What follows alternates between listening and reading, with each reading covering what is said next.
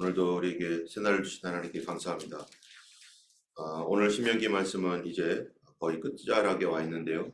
이제 모세의 축복에 대한 것이고, 그 다음에 34장은 모세의 죽음에 관한 그런 내용입니다. 모세가 모세 오경을 창세기부터 신명기까지 이렇게 썼는데요. 모세의 인생도 이제 마무리하며 마지막으로 백성들에게 유언을 하고 갈 때가 되었습니다. 맨 마지막으로 갈 때 모세는 축복을 하면서 자기의 후손들과 백성들에게 축복을 하나님께서 주신 감동 가운데 축복을 하면서 각각의 모든 지파들을 위해서 기도하고 있는 것이 바로 오늘 신명기 말씀입니다.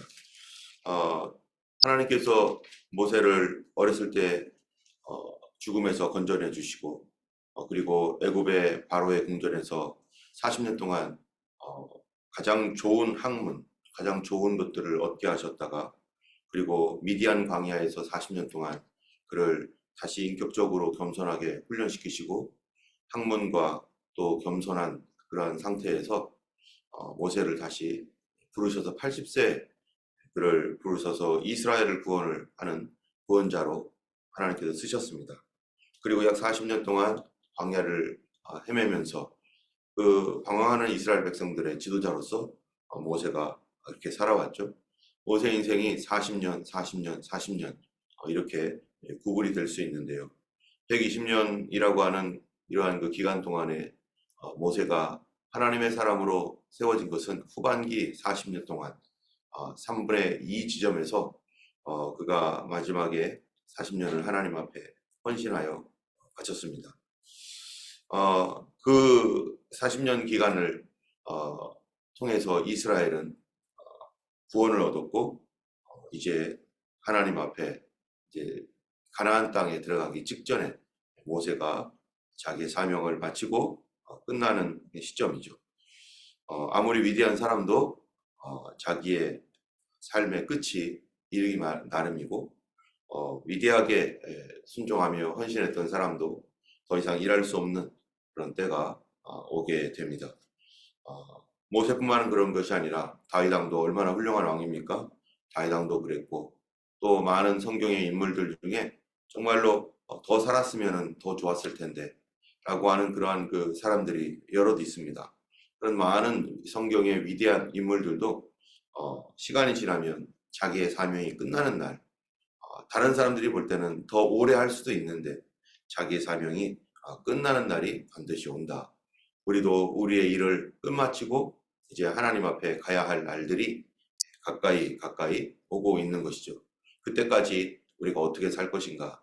정말로 하나님 앞에서 믿음으로 주님을 순종하며 하나님 뜻대로 살아서 정말로 주님 앞에 서는 날에 잘했다 칭찬받는 우리가 되기 원합니다. 이제 모세는 그 백성들에게 마지막 축복의 인사를 하면서 이제 그들을 이제 떠나보낼 작정을 하는 것이죠.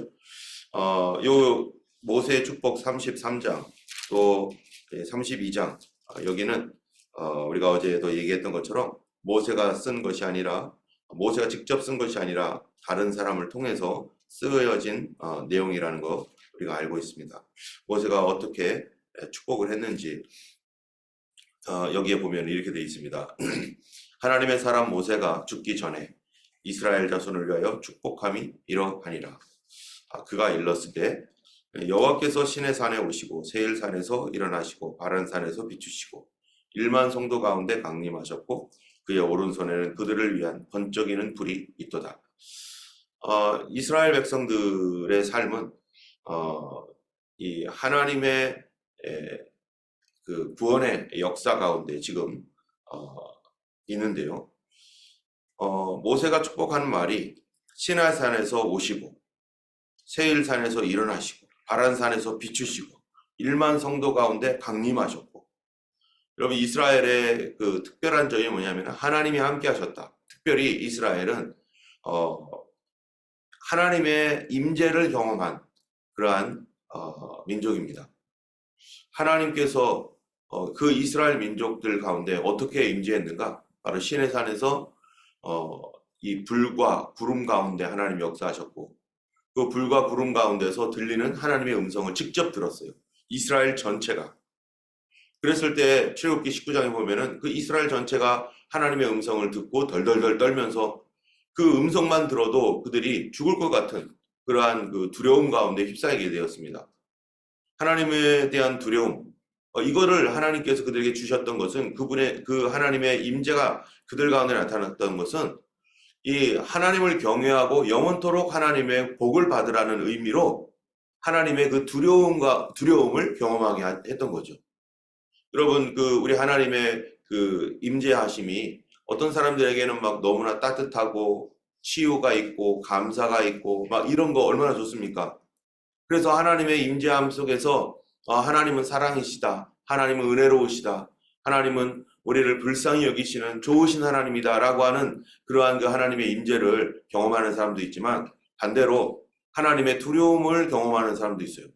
하나님이 얼마나 두려운가. 내가 믿고 있는 하나님이 얼마나 우리가 경외해야 할 뿐인가. 여기서 말하는 두려움이라는 것은 뭐 공포, 테러 뭐 이런 얘기가 아니라 우리가 하나님을 가까이 할 때마다 하나님의 거룩함 때문에 내가 얼마나 부족하고 내가 얼마나 큰 죄인인지를 알게 되는 것을 말하는 거죠. 그래서 이 예수님이 십자가에 달려 죽으시고 그리고 부활 승천하신 뒤에 이 사도 요한이 예수님을 본 적이 있잖아요. 그가 반모섬에 예수님을 믿는 믿음 가지고 살다가 반모섬에 유배가 되었는데 그 반모섬에 가가지고 그가 어느 날 기도하는 가운데 예수님의 형상을 봅니다. 그런데 자기가 기도하는 가운데 이렇게 머리를 숙이고 있는 가운데서 주님의 음성이 들리는 거예요. 주님의 음성이 들려서 내가 그렇게 바라보았던 그 예수님이 부활하신 예수님이 자기에게 나타난 것을 알고 자기에게 임재하신 것을 알고 고개를 드는 순간 어떻게 됐어요?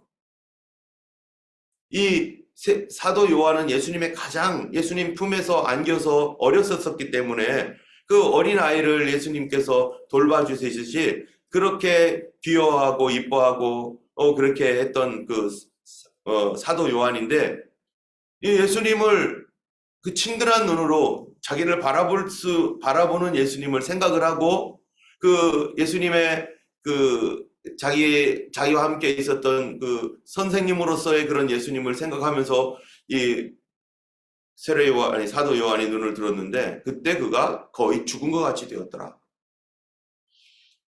하나님의 임재 가운데 이스라엘 백성들도 그 하나님의 임재 안에 있으면 따뜻하고 은혜롭고 좋아야 되는데 막 두려움이 막 몰려오는 거예요.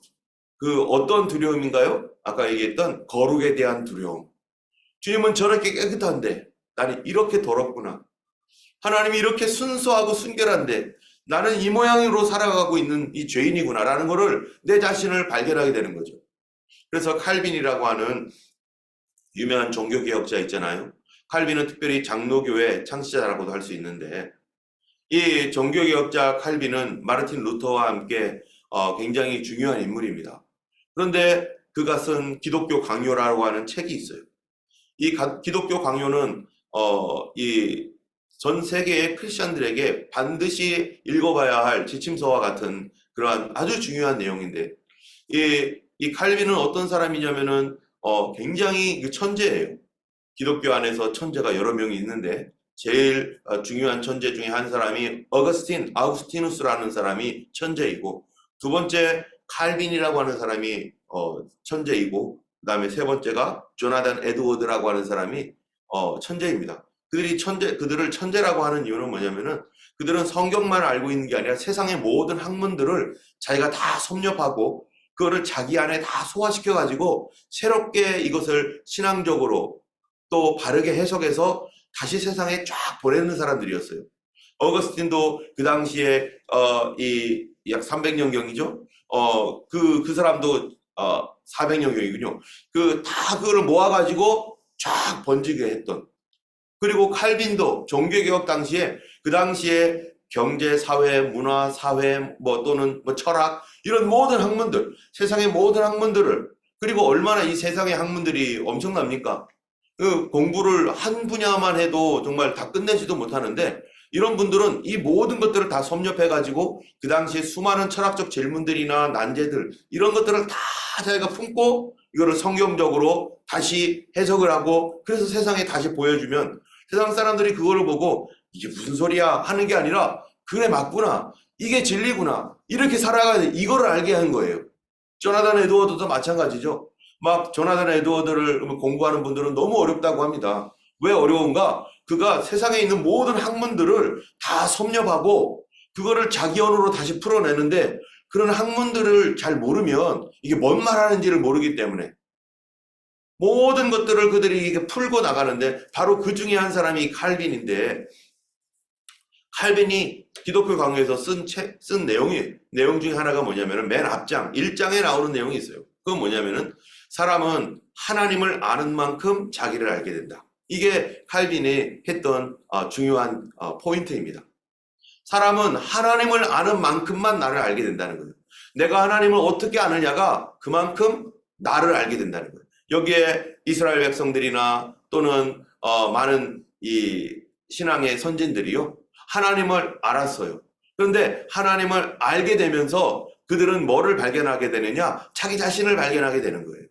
하나님이 빛이시고 그 빛을 갖게 되면서 빛을 소유하게 되면서 그 빛으로 자기를 비춰보니까 내가 얼마나 어두운 가운데 있었고 얼마나 악한 존재인지를 깨닫게 되는 거예요. 그래서 이스라엘 백성들 가운데 하나님이 임재했을 때 이스라엘 백성들은 하나님의 임재를 막 좋아하면서 그랬지만 실제적으로 하나님의 음성을 듣는 순간에 자기들의 죄악과 자기들의 정말로 죽을 수밖에 없는 우리 자신이구나라는 것을 알게 되고 한마디로 두려움에 떨고 하나님 우리가 죽을 것 같습니다. 하나님의 임재 가운데 우리가 죽을 것 같사오니 하나님 제발 말씀하지 말아달라고 제발 말하지 말아달라고 차라리 모세를 통해 얘기해달라고 그러면서 모세를 중재자로 세워서 하나님은 모세에게 말씀하시고 모세도 얼마나 떨렸겠어요. 그런데 모세를 통해 말씀하신 그 말을 이스라엘 백성들이 듣고 그리고서 하나님 말씀에 따라가며 믿게 되었습니다. 우리 자신도 하나님의 이 두려운 거룩에 대한 두려움, 거룩에 대한 경외함을 우리가 가져야 되는데 바로 하나님께서 그렇게 그들로 두렵게 하는 이유가 있어요. 그들에게 두려움을 주고 그래서 경외함의 두려움, 거룩함의 두려움을 허락하신 이유 하나님 왜 좋은 것 정말로 따뜻한 은혜를 주시면 참 좋은데 왜 그렇습니까? 그들로 뭐 하게 하기 위한 걸까요? 그들로 하나님의 임재가 나타나서 두려움을 갖게 하는 것은 그들로 하나님을 영원토록 떠나지 아니하고 경외하게 하려 함이라.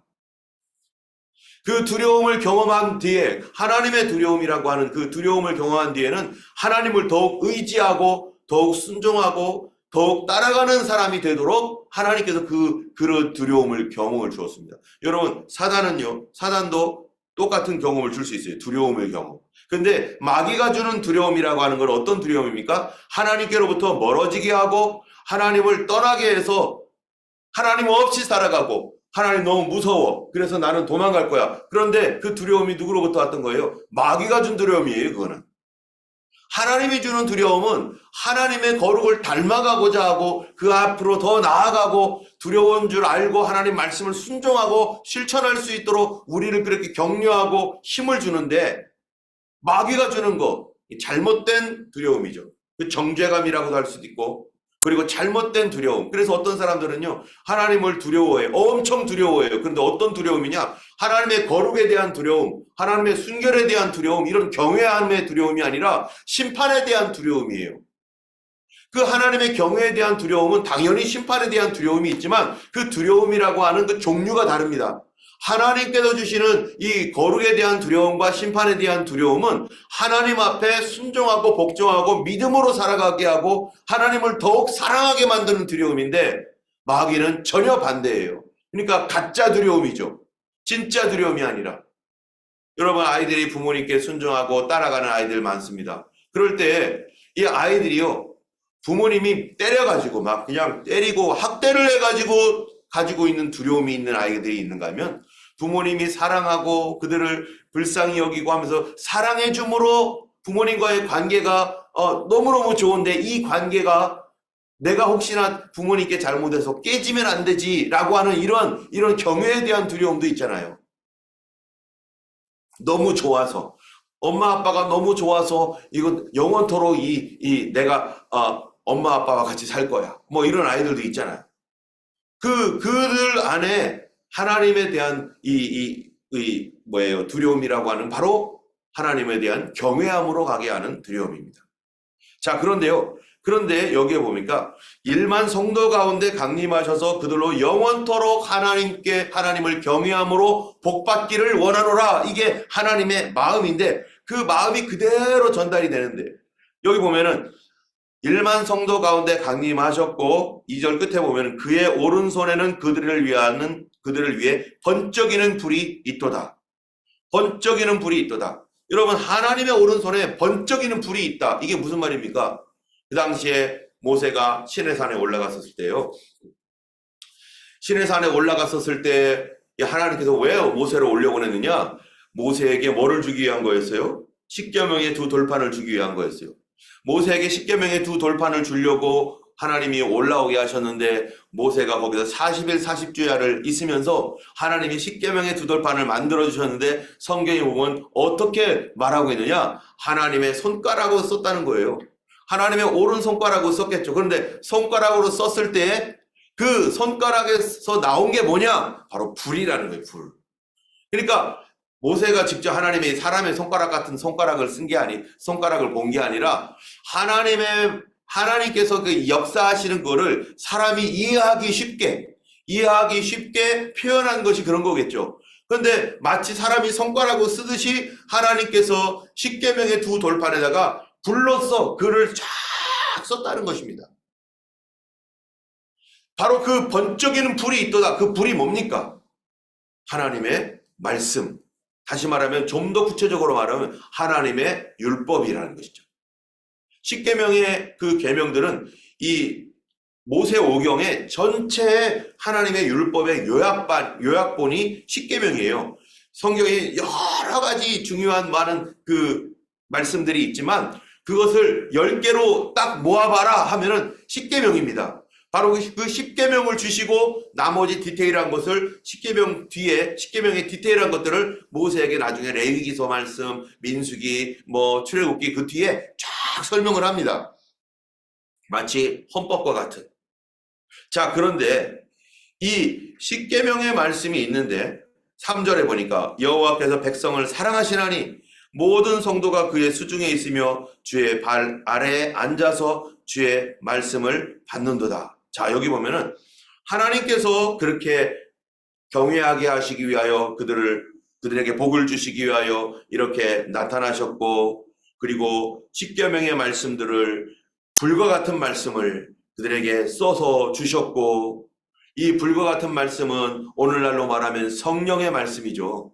우리가 성령을 받을 때 하나님의 신비에다가 우리 마음에 직접적으로 실제적으로 새겨놓는 것이 바로 성령의 말씀인데 구약시대에는 그렇게 외적으로 보이도록 하나님이 그렇게 쓰셨습니다. 그런데 하나님이 그의 백성들을 사랑하시는데 모든 성도가 그 수중에서 언제입니까? 시내산 아래죠. 시내산 아래에서 주의 발에 앉아서 주의 말씀을 받았어요. 직접 들었습니다. 자, 근데 그 말씀이 뭡니까? 그 말씀을 다시 4절에 구체적으로 말해요. 그게 뭐냐면은 4절 말씀. 모세가 우리에게 율법을 명령하였으니 곧 야곱의 총회의 기업이로다. 자, 모세가 율법을 말씀했다는 거예요. 다 그렇죠? 율법을 명령했습니다. 하나님께서 주신 그 십계명의 두 돌판을 들고 모세가 내려왔고 또 올라가가지고 하나님께로부터 말씀을 받아서 또 여러 가지 법들을 이렇게 말씀했습니다. 그게 모세가 율법을 명령했어요. 그런데 하나님의 율법이 도대체 뭔가? 여러분, 하나님의 율법이 뭡니까? 한마디로 말하면 십계명입니까? 물론 그렇죠. 그런데 율법을 주신 목적, 율법을 주신 이유, 그 중요한 이유가 있어요. 거기에 4절 끝에 보면은 곧 야곱의 총회의 기업이로다. 야곱의 총회의 기업이로다. 자, 야곱의 총회가 뭡니까? 야곱이라고 하는 게 뭡니까? 야곱의 다른 이름이 이스라엘이죠. 이스라엘의 기업이로다. 이스라엘의 기업이 뭐죠, 지금? 신명기서 당시에 이스라엘 백성들이 지금 우리의 기업이야. 우리의 기업이야 라고 말하고 있는 이 하나님께서 물려주신 유산, 그런 거잖아요. 기업이라는 게 유산이란 말이죠. 그러면 하나님께서 그 백성들에게 물려준 유산이 도대체 뭔가? 그게 바로 율법이라고 하는 건데, 그 율법을 좀 더 구체적으로, 그럼 하나님이 물려주신 유산이라고 하는 것이 그들 눈에 어떤 것인가? 그게 뭡니까? 이게 바로 약속의 땅이죠. 가나안 땅이죠. 다시 말하면은 하나님이 그들을 사랑하였고, 사랑해서 율법을 주셨고, 율법을 주셨는데 그 율법은 십계명의 두 돌판이고, 그리고 레위기의 말씀이고, 출애굽기 민수기의 말씀인데, 이러한 율법의 말씀을 그들에게 주신 결정적인 이유는 그들에게 하나님의 기업을 주고자 하는 거죠. 하나님의 기업과 하나님의 말씀은 연결되어 있는 거죠.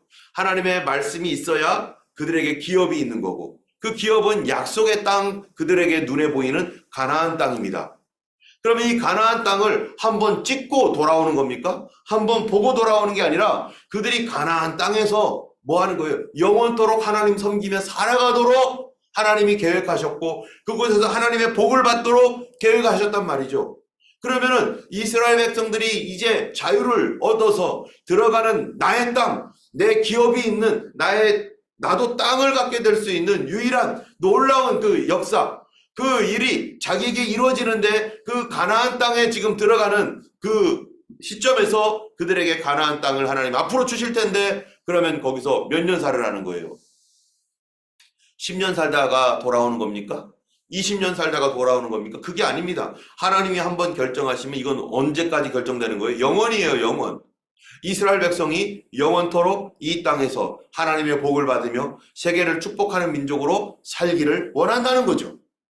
그러려면 이 하나님의 말씀과 이 가나안 땅의 기업은 서로 연결되어 있기 때문에 하나님의 말씀을 순종하고 이 말씀을 갖고 이 말씀을 지키고 살아가는 것은 결국 이 가나안 땅에서 어떻게 사는 거예요? 그 땅을 영원토록 하나님의 축복을 누리며 살아가는 땅으로 소유해 가는 것입니다. 그런데 반대가 되면요, 만약에 이 말씀을 하나님 앞에 받은 이 말씀을 저버리고 이 말씀을 떠나게 되고 이 말씀에 불순종하면서 이 말씀과 상관없으면, 이 말씀이라는 것을 통해서 이 가나안 땅, 하나님의 축복과 기업이 연결되어 있는데, 이거는 좋은데, 여기서 자유를 얻고 내 땅을 얻고 하는 건 좋은데 말씀을 순종하고 지키는 거 싫다 하면서 버려버리면요, 어떻게 되는 거죠? 이 땅도 사라지는 거예요. 이 땅도 자기와 상관없는 땅이 돼버리는 거죠. 여러분, 이스라엘의 역사가 어떻습니까? 이스라엘 역사가 모세가 그렇게 40년 동안을 그들을 인도해서 가나안 땅에 들어갔습니다. 그리고 그곳에서 영원토록 축복받으며 살으라고 모세가 요 다음 말씀이 뭡니까? 르벤, 유다, 레위, 베냐민, 요셉, 또 스불론, 납달리, 갓, 아셀, 이런 모든 그 이스라엘 12지파에게 막 축복을 하는 거예요. 하나님의 이런 축복이 있기를 원하노라, 이런 축복이 있기를 원하노라, 많은 축복을 선포하고 그렇게 되기를 하나님 앞에 구하고 있는데, 성령으로 감동해서 막 이렇게 축복하고 있는데, 이 축복은 이 가나안 땅에서 그들이 살면서 하나님께 받을 영원토록 누릴 하나님의 축복인데도 불구하고 결정적인 것이 중간에 있는 하나님 말씀, 이 말씀을 떠나게 되면요, 가나안 땅도 떨어져 나가는 거죠. 그들에게 비록 약속이 다 되어 있더라도. 하나님의 마음, 하나님의 말씀, 오늘 여기에 보면은 그들에게 두려움 가운데 경외함으로 하나님이 강림하시고, 일부러 강림하신 거예요. 일부러. 이 경험을 잊지 말라고. 하나님의 두려운 그 거룩함과 하나님의 순결하심과 하나님의 온전하심이 어떠한 건지를 이 경험을 잊지 말라고. 그리고 하나님을 사랑하고 경외하고 영원토록 섬기라고. 우리가 이 얼마나 깨끗하고 거룩하신 하나님인 줄을 알면 우리가 누군가를 섬길 마음, 누군가를 사랑할 마음은 어떤 사람을 섬기고 사랑합니까? 나를 사랑해주고 그가 의롭고 올바른 사람을 사랑하고 따라가죠. 근데 만약에 거짓말 실실 치고 사기치고 뭐 이런 사람 아무리 돈이 있고 아무리 뭐 대단하다고 할지라도 그 사람 따라가면 되겠어요? 그 사람 사랑할 마음이 생기겠습니까? 맨날 거짓말 치는데 나에게는 잘해준다고 하지만 언젠가는 나도 배반 당할 수도 있죠. 그런 사람에게는 존경심이 아니에요. 그냥 나에게 이익이 되니까 쫓아가고 나에게 뭔가 아직까지는 주니까 따라가는 거지만 언제든지 그것이 휙 돌려질 수 있다는 것을 우리가 알고 있죠. 그 사람이 거짓말쟁이고 사기꾼이라면. 그런데 신실하고 깨끗하고 순결한 분이라면, 약속을 철저하게 지키는 분이라면 우리는 안정된 가운데서 그분에 대한 존경심과 이런 분과 같이 영원토록 있고 싶다라고 하는 그런 마음이 당연히 생기지 않겠어요?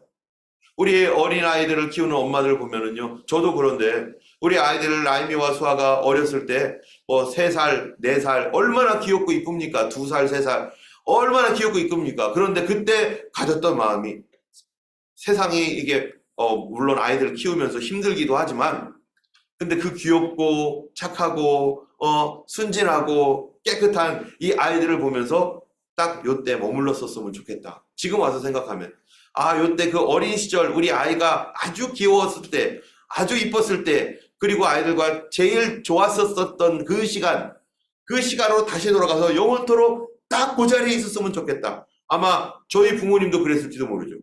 저희 부모님도 제가 가장 이쁘고 귀여웠을 그 시간, 딱 그 시간으로 멈췄으면 얼마나 좋을까. 하나님께서